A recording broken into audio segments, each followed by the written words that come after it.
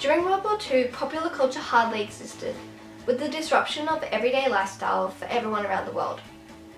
Once the war had ended, everyone had the urge to return to a normality about their life, with the Ashes in Australia in 1946 helping break through this barrier between pop culture and the war. England came and toured around Australia to compete, however they lost 4-0 to Australia. Radio was also very popular during and after the war, as it was used for communication, news and entertainment. After the war, it was mainly used for music and soap operas and other programs on the radio. Women's fashion closely followed Britain, with fuller skirts and slimmer silhouettes coming into style after the war to break away from the masculinity that came with the war. Women were also seen wearing trousers and jackets more often, as they had adopted this from men during the war. The American soldiers situated in Australia brought jeans to the country, which not only became a practical item of clothing during fighting, but it also became a new casual piece of clothing that both men and women could wear. For men, the war caused a decline in formal clothing, creating the overall appearance of casual and practical clothing in day-to-day lives. Mainly for practicality when fighting, but also for the men staying at home so that they could fit in with the others. The younger generations, now known as the teenagers, had the urge to express and rebel against the previous constraints, breaking away from their parents and later on creating the baby boom. Due to this rebellious behaviour, rock and roll was born, with the first rock and roll song, Rock Around the Clock by Bill Haley and the Comets. During the 50s, rock and roll continued to grow, creating a new wave of teenagers and the popular culture of shorter hemlines, dance and louder music. Popular culture was also manipulated to benefit companies and brands who targeted this new, crucial economical group, teenagers, to promote the revolutionary sounds, visuals and ideals of the post-war era. The popular culture fads in fashion, beauty, television and music allowed the new concept of expression and rule breaking, creating empowerment that then led to the protest of old conventional ideas. The 1960s was a revolutionary decade that created multiple groups of people that shared a universal desire for the future and change. 1960 saw John F. Kennedy to be the youngest president to be elected into the position of president in the United States. 1961 introduced the contraceptive pill, impacting both social and economic aspects of Australia's culture and the culture of youth globally. In 1962, the Beatles' first single, Love Me Do, was released in the UK. 1963 witnessed President John F. Kennedy's assassination. In 1964, Beatlemania took over, and the Beatles toured Australia. 1965 sent 7,672 Australian soldiers to fight in the Vietnam War, after the decision to upgrade military commitment by the Menzies government. 1966 had the first episode of Star Trek, aired by the National Broadcasting Company. In 1967, the Rolling Stone published their first magazine issue. In 1968, 50 students were arrested at Martin Place in Sydney after an anti-Vietnam War protest. 1969 held the Woodstock Music and Art Fair in New York, with an audience of over 400,000 people who celebrated the hippie movement and encapsulated the carefree lifestyle that had arisen from this movement. After the war, fashion became a vehicle for one to express themselves, and this was appealing to the new age teenager, who was driven to be different from their parents. The fashion was also now mass-produced, creating affordable ways to maintain trends and also influence fads and constant change in popular fashion.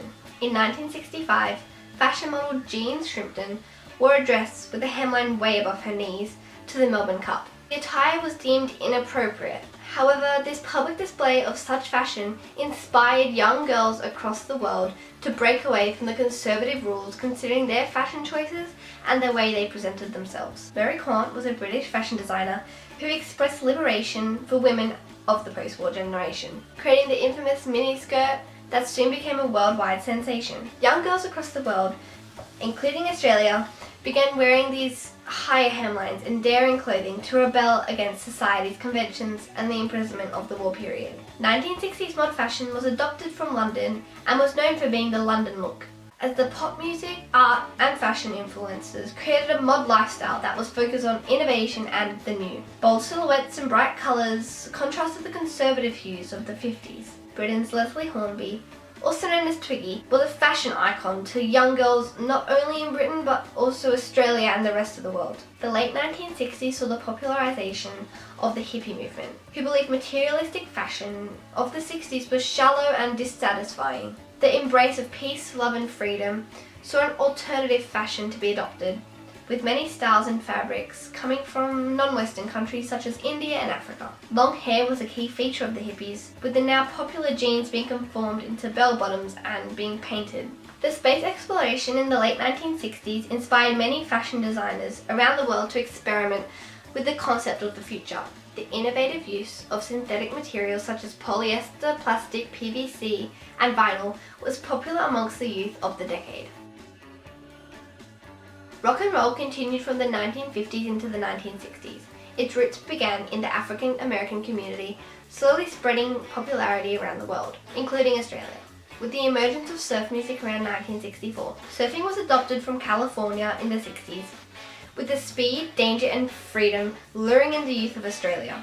Known for the beach, Australia easily adapted this lifestyle and the music, fashion and sport that came with it. Songs such as Surfing USA, and Pipeline were in the top hits,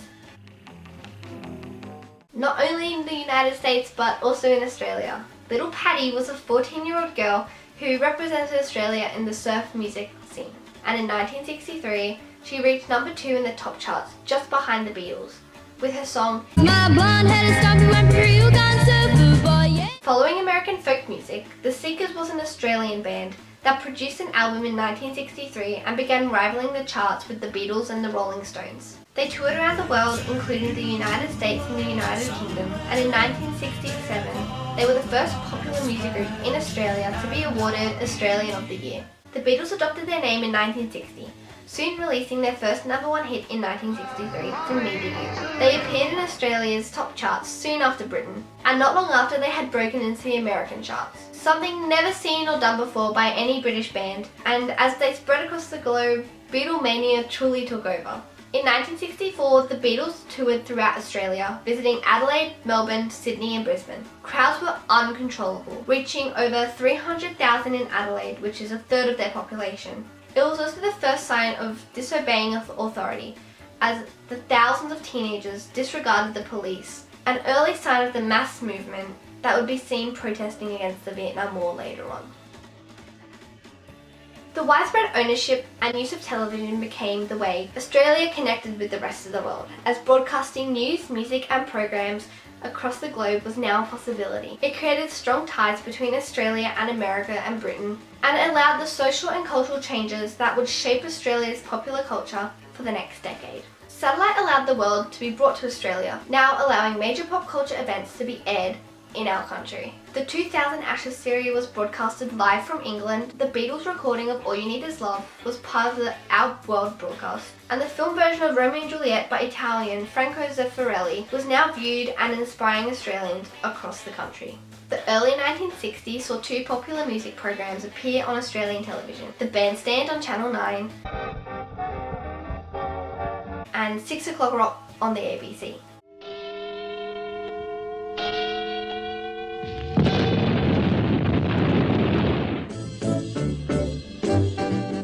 Both these shows allowed the transformation of how music was shared amongst the community and popularised rock and roll specifically with the younger audiences. Soap operas shifted from radio to television during the 60s. In 1967, the first early evening soap opera, Bellbird, was aired on the ABC. The major televised event in the 1960s was the moon landing in 1969. Australia was responsible for some of the space images coming from the Parkes telescope in New South Wales. Whilst Australia adopted many popular culture features in fashion, music and television, we provided a strong sense of popular culture through our sport. The largest sport during the post-war decades was cricket, as it connected Australia to England and became a way to normalise life after the war trauma. Australia was the known mother country for cricket and sports all over the world. The 1960s was a groundbreaking decade, observing the baby boom and the culture of the teenager. Rebellion, drugs and liberation caused the conventions of the past to be tested, and the generation truly shaped the world that followed.